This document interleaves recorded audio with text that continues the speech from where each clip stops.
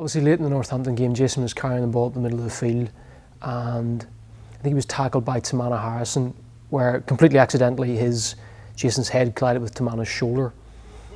Jason lost consciousness and fell to the floor, remained unconscious for approximately 5 seconds. We saw he was stricken on the floor, and we immediately started to make a move, and our priority at that point is to actually stabilise his head, because the type of incident that causes concussion can also cause neck injury, so actually we want to preserve the neck as quickly as possible. It was quickly apparent that he regained consciousness, and it was quite clear. Neck obviously seemed fine, so we were able to walk him off the field, because at that point it was obviously apparent that he was concussed. If we think that you're locked out, or that you may have been knocked out, or if we have any doubt whatsoever, that's a permanent removal. That's no HIA, we don't require any more information.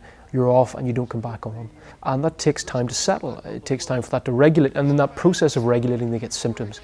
And we list those symptoms. There are 22 symptoms we actually look for. In Jason's case, he had all 22 symptoms actually, so every symptom we threw at him he felt to some degree or other, and we grade those symptoms 0 to 6.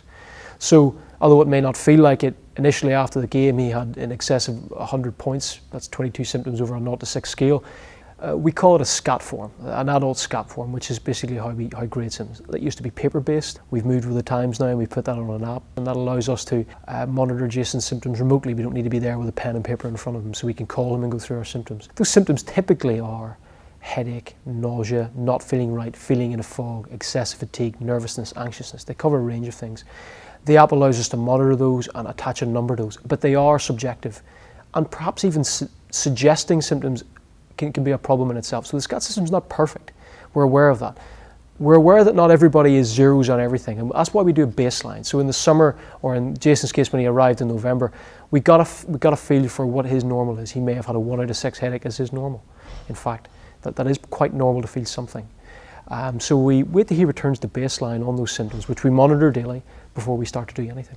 And it starts with something as simple as a low aerobic effort, just simply doing something. In this case, a 20-minute bike. Often we have a false start there, and in Jason's case we did. So he became symptom-free for 24 hours, so he got back to his baseline level of zeros in his case, and he started on a bike. But even that, which is barely out of breath, was enough to actually provoke a bit of a headache. In Jason's case, he became symptomatic at every stage at least once, because it was quite a serious concussion really in that sense.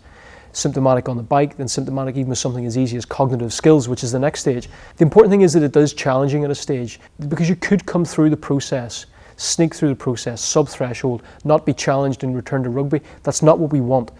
If we wanted a player to get through the process without being challenged, we could do that. The player's at the centre of this. We wanted to find out if he was right. So we challenged him cognitively at that skill stage. The weight stage, the resistance stage, is often the one that would become symptomatic, and that was the hardest one really for Jason. So symptomatic twice on that stage, where we had to take some rest between bouts. Once they get past that, typically, because that's so exertive, they're generally fine.